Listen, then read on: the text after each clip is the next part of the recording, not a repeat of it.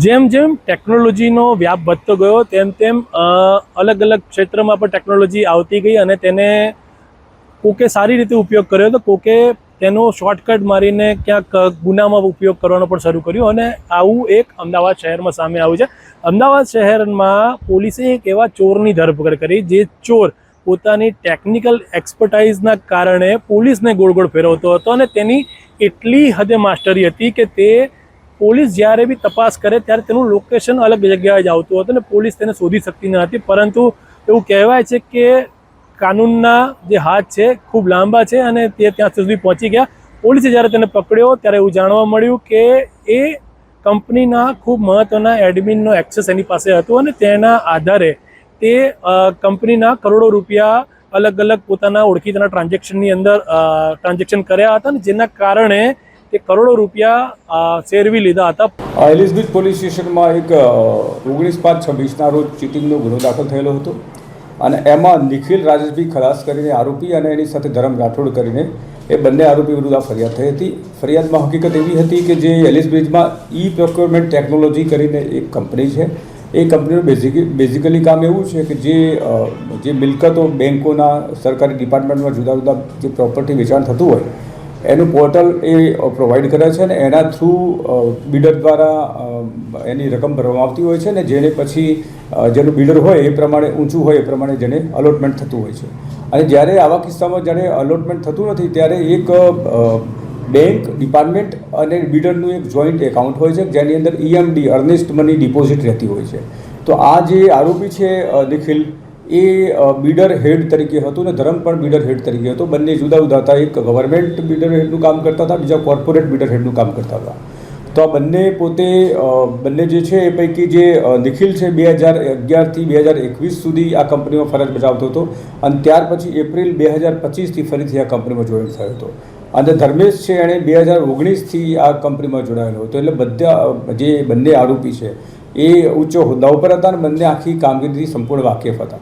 તો આ બંને જે મેનેજર તરીકે હેડ ડિપાર્ટમેન્ટ તરીકે એમની પાસે સત્તાઓ હતી એનો ઉપયોગ કરીને એમણે જે EMD એકાઉન્ટ જે હતા એની અંદર જે બિડરના ડિપોઝિટના રકમ પડેલી હોય છે અંદર એ પોતે પોતાનો મોબાઈલ એનો જે કંપનીનો મોબાઈલ નંબર ચેન્જ કરી પોતાનો નંબર એડ કરી અને એમાંથી પોતાના જે મેઇન આરોપી છે નિખિલ રાજેશ ખલાસ એણે પોતાના એકાઉન્ટમાં પૈસા ટ્રાન્સફર કરી દીધેલા હતા. ટોટલી જે ફરિયાદ છે 1,56,265,211 રૂપિયાની છે.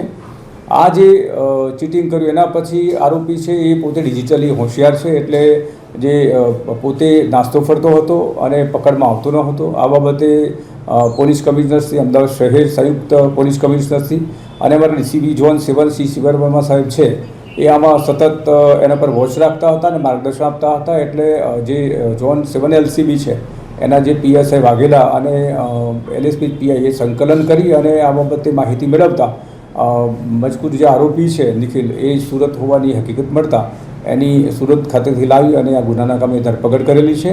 હાલમાં પૂછપરછ ચાલુ છે અને મજકૂરના 7 દિવસના પોલીસ રિમાન્ડ માગવાની કાર્યવાહી થનાર છે. આ ગુનો દાખલ થયો 19/5/2026થી.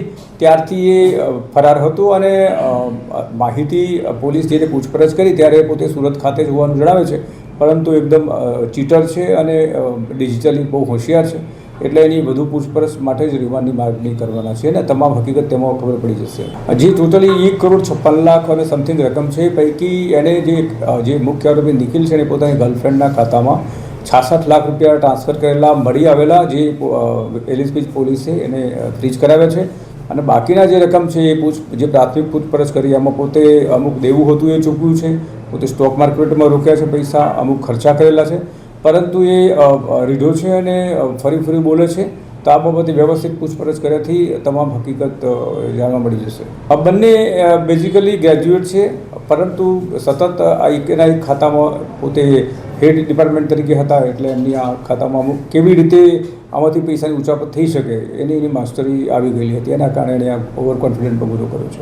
આમાં જે તપાસ દરમિયાન જાણવા મળ્યું 2019થી આ લોકો અંદર હતા અને ત્યારથી જ ધીમે પોતે જે પ્રમાણે પૈસાની ઉચાપત થઈ શકે એ પ્રમાણેની કાર્યવાહી કરતા હતા. છેલ્લે જ્યારે 2026માં આ ખબર પડી એમને. તો ત્યાં સુધીમાં ટોટલી આ મોટી રકમ 1,56,00,000 જેવી રકમની ઉચાપત થયેલી હતી. બેઝિકલી આમનો મેઇન ઉદ્દેશ તો છેતરપિંડી કરવાનો જ છે, કારણ કે જો એમની જરૂરિયાતો પૂરતી વાત હોત તો એમણે થોડી ઘણી રકમ ઉચાપત કરીને પછી આગળ વધવાનું બંધ કર્યું હોત, પરંતુ એમણે પોતાની જ્યાં સુધી પકડાયા નહીં ત્યાં સુધી સતત પ્રવૃત્તિ ચાલુ રાખી છે અને પૈસાનો પણ ગેરકાયદેસર રીતે પોતાની ગર્લફ્રેન્ડના ખાતામાં ટ્રાન્સફર કરવા, શેરબજારમાં રોકવા, દેવું ચૂકવવા, મોજ શોખમાં વાપરવા, એટલે આની ઈરાદો જ મલિન હોવાનું જણાવ્યું છે. આખરે આ સ્પષ્ટ થયું અને પોલીસ આગળ તેણે કબૂલી લીધું કે તેણે આખું પોતાના મળેલા જે એક્સેસ હતા તેનો દુરુપયોગ કરીને આખું આ કર્યું હતું. આની પાછળ મહત્વનું કારણ છે કે ટેકનોલોજીનો ઉપયોગ આ વ્યક્તિએ ગુનાહિત પ્રવૃત્તિમાં કર્યો અને તેને પોતાની જે કંપની રોજીરોટી આપતી હતી તેની સાથે દગો કર્યો અને જે આખું રેકેટ હતું તેને ઘણા સમય સુધી સામે આવવા ન દીધું. પરંતુ પોલીસે આખો ગુનો ઉકેલ્યો છે અને આ સમગ્ર મામલામાં હજી પણ ચોંકાવનારા ખુલાસા થાય તેવી શક્યતા છે. ઇન સેકન્ડ્સ ગુજરાતમાં આપનું સ્વાગત છે અને ફરી વખત મળીશું. નમસ્કાર.